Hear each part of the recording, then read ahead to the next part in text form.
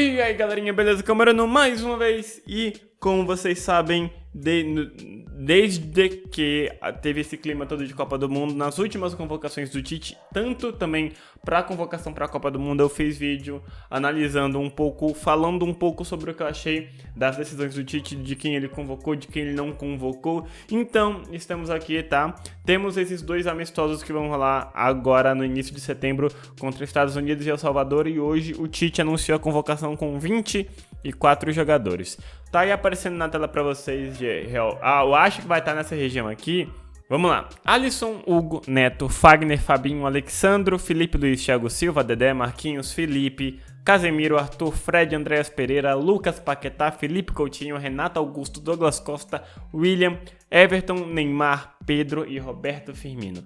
Vamos lá, eu tenho algumas coisas pra falar aqui, tá? Eu vou falar primeiramente em geral e depois especificamente sobre alguns jogadores, porque aqui a gente sabe que tem alguns desses aqui que pra mim não tem contestação, tá? Alisson, Felipe Luiz, Thiago Silva, Marquinhos, Casemiro, Fred, Felipe Coutinho, Douglas Costa, Neymar e Firmino, pra mim não tem nenhum tipo de conversa para ser pensado se tipo, se merece ser convocado ou não. Agora todos os outros eu acho que a gente tem que pensar um pouco, comentar um pouco sobre isso tudo, tá?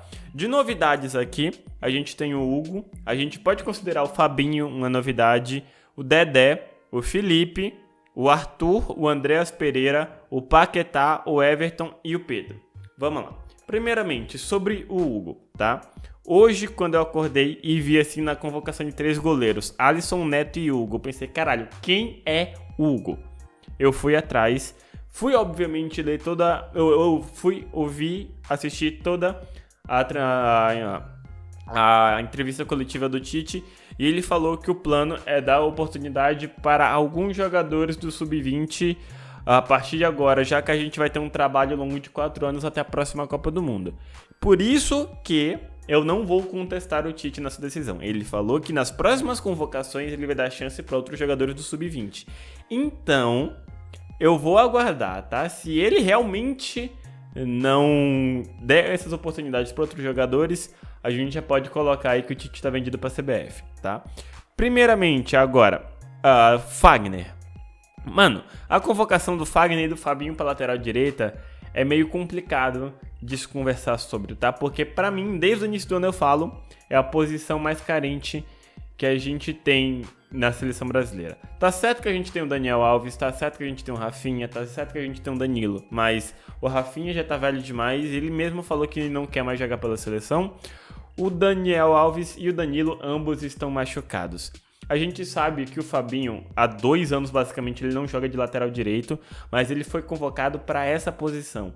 Então, eu acredito que antes do Tite confirmar essa convocação do Fabinho para lateral, ele ligou pro Fabinho, conversou com ele, perguntou se ele estaria disposto para jogar nessa função. Pelo menos inicialmente, enquanto Daniel Alves, Danilo e o Éder Militão também, que o Éder Militão ele acabou de sair de São Paulo, acabou de ir pra Europa, então ele vai levar um tempo de adaptação. Tá certo que no Porto não sofre tanto, mas eu acredito que lá pra março, abril do ano que vem, ele já vai ser um jogador um pouco mais estável e que o Tite obviamente vai experimentar, porque a gente sabe como os times portugueses conseguem tirar o máximo de potencial dos jogadores brasileiros que vão jogar por lá. A tendência é que no futuro, acho que justamente lá pro final da temporada, quando os 2 laterais que a gente também tem estão machucados, voltarem de lesão, o Fabinho comece a ser convocado para jogar no meio campo, tá? Provavelmente também no lugar do Renato Augusto que eu vou falar um pouquinho mais com calma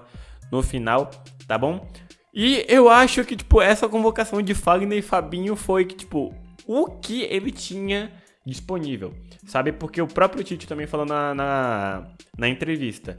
Ele preferiu chamar um jogador que esteve presente na Copa e um outro da mesma posição para ter uma oportunidade, já que esse é o início da fase de renovação da seleção brasileira. Então, acho que ele pensou isso. O Fagner é o único lateral que a gente tem disponível que não está lesionado, dentre os que eu já convoquei, que eu já conheço, e o Fabinho vai jogar nessa posição pra gente experimentar, pra gente testar. Na lateral de esquerda, pra mim, não tem contestação, tá? Felipe Luiz e Alexandro. Eu acredito que o Tite não chamou o Marcelo porque, primeiro, obviamente teve um pouco de rendimento abaixo do esperado durante a Copa do Mundo. E segundo, só voltou ao que 2 semanas, mais ou menos, aos treinos do Real Madrid. Ainda não tá em 100% da forma ideal. O Alexandro, ele é um puta bom lateral. Pra mim, eu até convocaria ele no lugar do Felipe Luiz para a Copa do Mundo, porque eu acho que ele tem um poder ofensivo bom, não, obviamente não como o do Marcelo, mas ele é um pouco mais completo. Eu acho que ele é uma mistura de Marcelo e Felipe Luiz, sabe? Ele consegue equilibrar bem, tanto na parte ofensiva quanto defensivamente. O Felipe Luiz, a gente sabe, como o Tite falou, né? Não, eu acho que foi mais por forma física. O Felipe Luiz deve estar um pouco mais preparado para jogar, por enquanto. Para a zaga, a gente tem as duas posições incontestáveis para mim. Thiago Silva, que jogou muito durante a Copa do Mundo. Ele e o Miranda jogaram muito bem. O Marquinhos, a gente sabe também que é um zagueiro muito estável, tá bem. Eu acho que o Miranda não foi convocado justamente pelo fato de ser o início da renovação, tá? Ele quer trabalhar... Tá certo que o Dedé não é novo, mas ele elogiou o Dedé antes da Copa do Mundo e até pensou em convocá-lo para a Copa. No caso do Felipe, assim, faz parte da renovação. Teve uma boa temporada com o Porto, jogou bem, fez partidas importantes, marcou gols importantes. Então eu acredito que estava na hora dele ser convocado para começar nesse processo de renovação da zaga brasileira, tá? A partir de agora, a gente tem o meio-campo, que aí eu já tenho algumas coisas para falar. Primeiramente, Arthur e Lucas Paquetá são convocações extremamente necessárias pelo que esses caras estão jogando desde o início do ano. Eu demorei muito pra falar assim, não, confia no Lucas Paquetá, pode chamar. Eu tenho um pouco de pé atrás com jogadores jovens, com o Arthur também, obviamente, mas o Arthur e o Lucas Paquetá, honestamente, merecem essa convocação. O Arthur, a gente sabe, jogou muito bem pelo Grêmio e já nessas primeiras partidas, oportunidades que ele teve pelo Barcelona nessa pré-temporada e no primeiro jogo que eles tiveram pelo Juan Gamper, ele teve um bom jogo, tá? Ele tá encantando o pessoal em Barcelona e eu estou muito feliz por isso. O Lucas Paquetá, aí já é um pouco mais complicado de saber se era o momento certo para convocar ou não, justamente pelo fato de que no dia seguinte do jogo contra o Salvador é uma partida a partida da semifinal contra o Corinthians da Copa do Brasil. O Fagner, eu não vou entrar em conversa sobre isso não, porque eu não sou muito fã do Fagner, mas o Tite confia e também pelo fato de todos os outros jogadores laterais estarem machucados, eu não vou me meter no assunto. Mas no caso do Lucas Paquetá, eu acho que essa convocação podia ser adiada, sabe? Ele falar, eu queria convocar o Lucas Paquetá aqui, mas não vou convocar por causa da semifinal da Copa do Brasil. Eu acho que ele devia ter feito isso, mas pela bola que o Lucas tá jogando, ele merecia estar completamente ali, tá bom? Agora, Fred e Andreas Pereira. Fred é um cara contestado aqui no Brasil, isso com certeza, tá? Até porque durante a Copa do Mundo ele não pôde mostrar muito serviço, se machucou.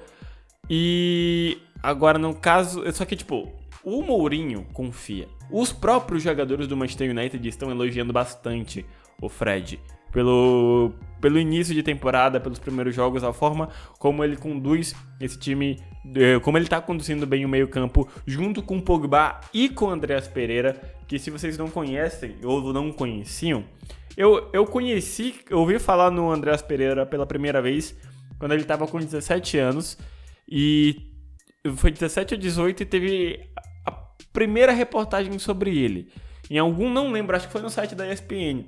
E aí eu fui dar uma lida e eu comecei a me interessar pela carreira do cara. Não, obviamente, ficar de olho o tempo todo como eu fiz com o Firmino, quando surgiu lá na Alemanha, mas eu já ficava de olho. Acompanhava um pouco do desempenho dele, principalmente nessa última temporada que ele jogou pelo Valência e pelo Granada, que jogou bem. Eu vi uma partida do Granada contra o Real Madrid na temporada passada que o Andreas Pereira jogou bem pra caramba.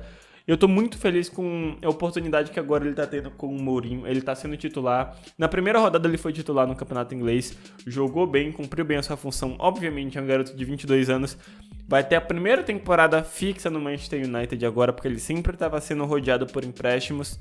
Mas ele já tá pegando uma maturidade boa. Ele tá jogando bem. E ele demonstrou no passado, 2 anos atrás, numa entrevista, ele falou que queria jogar pela seleção brasileira e não pela Bélgica. Então, o certo, o melhor que o Tite fez foi isso. Chama ele logo, tenta aumentar esse laço de carinho da torcida brasileira com o jogador para fazer com que ele se convença mesmo a querer defender o Brasil. Eu acho que foi a melhor decisão possível do mundo. Acho que foi a melhor decisão do Tite para essa convocação, foi chamar o Andreas Pereira para a gente não perder ele para a Bélgica, tá? Coutinho, Douglas Costa, eu não vou falar sobre. Renato Augusto é simples, eu não quero, tá? Mesmo eu sendo corintiano, mesmo eu agradecendo tudo pelo que o Renato fez pela seleção brasileira, eu não quero mais ele. Eu acredito que quando os laterais voltarem, como eu falei, né, o Fabinho vai ser convocado justamente para a posição do Renato Augusto, para fazer essa proteção ali, mas na saída de bola. É uma função que o Andreas Pereira tá até fez nesse primeiro jogo do Manchester United, de ser esse elo de ligação entre o volante e o meio-campo criativo, e a parte ofensiva do time. Então eu até imagino que o Andreas Pereira pode se encaixar ali nessa função que o Renato Augusto dividia com o Paulinho, tá? No caso, eu nem falei do Casemiro, porque pra mim o Casemiro não tem o que se falar, tá? O Casemiro é incontestavelmente o jogador mais importante da seleção brasileira. E não só da seleção brasileira, mas no Real Madrid. Se vocês viram o jogo do Real Madrid contra o Atlético de Madrid, só foi o Casemiro sair, a defesa do Real Madrid se afundou toda, ok? Aí aqui pra parte ofensiva a gente tem Willian, a gente tem Everton, a gente tem o Neymar, o Pedro e o Roberto Firmino. Eu, na minha opinião, tá? No meu gosto particular, já que é pra renovar, já que é pra experimentar, não chama o Willian. Chama o Richarlison, que teve uma pré-temporada sensacional, estreou jogando bem pra caralho pelo Everton, marcando 2 gols, tá? Eu, no início da tarde, postei no Twitter um tweet falando que eu não convocaria o Everton justamente por preferir o Richarlison. Mas aí eu conversei com o pessoal que me segue lá, eles falaram comigo e me abriram a minha cabeça, que eu não sei porque eu sou relutante com certos jogadores aqui do Brasil, e que realmente o Everton merece essa convocação para ser experimentado, para testar, tá bom? E justamente por isso que, na minha opinião, depois obviamente de conversar com o pessoal no Twitter, eu não convocaria o Willian justamente pelo quesito da renovação, para chamar o Richarlison, que teve uma pré-temporada sensacional.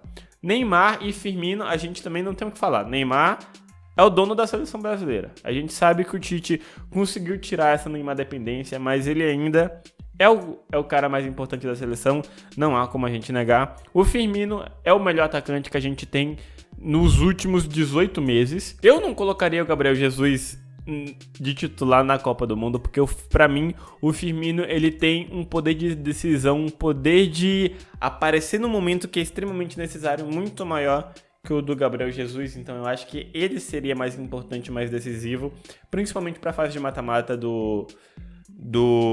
da Copa do Mundo, até porque o Jesus não tem tanta experiência com mata-mata tão importante assim. O Firmino já tá calejado de tanto mata-mata com o Liverpool.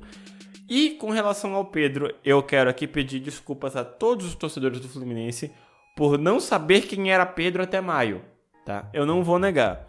Até o final de maio eu não tinha a menor ideia de quem era Pedro. Justamente pelo fato de eu estar querendo acompanhar muito dos jogadores que pra mim seriam convocados para a Copa do Mundo, não só do Brasil, mas dos times europeus, dos principais candidatos, porque eu queria estar antenado da melhor forma possível para a Copa do Mundo. Então eu não tava nem aí pro futebol brasileiro.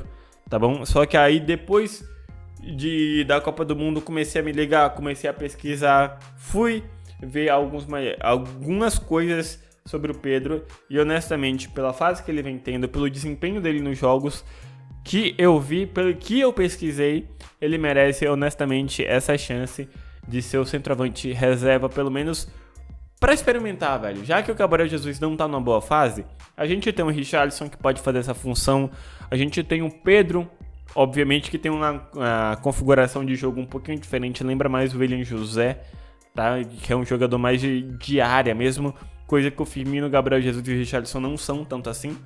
Só que eu acredito que essa é relativamente uma boa convocação para início de renovação, tá bom? No caso do Hugo, já falei, não vou contestar por enquanto, por causa do que o Tite explicou sobre o Sub-20. Eu não tenho o que fazer sobre o Fagner, porque todos os outros laterais estão machucados que o Tite conhece, e ele não vai convocar 2 laterais que ele não conhece de uma vez.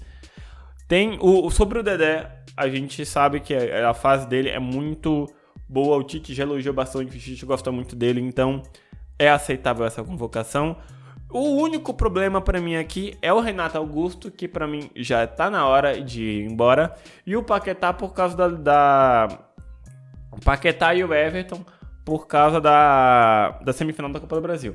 Mas tirando isso, eu acho que em resumo foi uma boa convocação. Só tem esses 3 pontos, Renato Augusto, Paquetá e Everton, por motivos diferentes que talvez eu não chamaria para esses amistosos.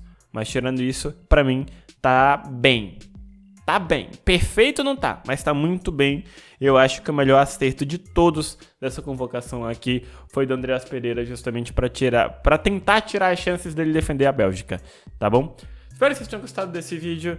Eu sei que é um pouco chatinho eu ficar aqui só falando, mas eu acho que eu quero fazer isso, eu quero fazer toda vez que tiver uma convocação para jogos da seleção, eu quero analisar, quero pensar um pouco sobre o que o Tite decidiu. E pra mim, eu acho que eu vou tentar fazer a paradinha aqui da convocação, da minha escalação, quer dizer, né, pro time titular. Calma. Eu vou tentar tirar o print e mostrar pra vocês. O time que eu jogaria, pelo menos pro primeiro jogo, tá, desses amistosos, é isso: Alisson, Fagner, Thiago Silva, Marquinhos e Alexandro, Arthur, Casemiro, Neymar, Felipe Coutinho, Douglas Costa e Roberto Firmino. O Fagner, justamente pelo fato... Eu tô tentando adivinhar qual vai ser a escalação, tá? Não o que eu escalaria. O Fagner, eu acho que ele vai ser titular justamente pelo fato de já ter um pouco de confiança do Tite. Eu acho que pra El Salvador, provavelmente o Fabinho joga, porque o Tite vai querer experimentar, obviamente. E não vai mudar muita coisa, velho. Eu jogaria assim. Eu jogaria assim. Com esses nomes que foram convocados pelo Tite. E aí, pro segundo jogo, pro jogo contra El Salvador, tiraria Thiago Silva, eu colocaria o Felipe. Eu tiraria o Arthur, eu colocaria o Fred. Aí aqui pra frente, eu tiraria o Douglas Costa, colocaria o Everton. Colocaria o Andreas Pereira na posição ali do Felipe Coutinho, só que aí ia trocar para um 4-1-4-1, tá? Com o Casemiro centralizado. O Fred e o Andreas Pereira, mas ali recebendo a bola do volante do Casemiro, que eles fazem essa função no Manchester City, no United. Aí o Everton na direita, Neymar na esquerda, e eu experimentaria o Pedro ali de centroavante, porque obviamente El Salvador é impossível de vencer do Brasil. Enfim, espero que vocês tenham gostado, vejo vocês daqui a pouco e até lá. Fui!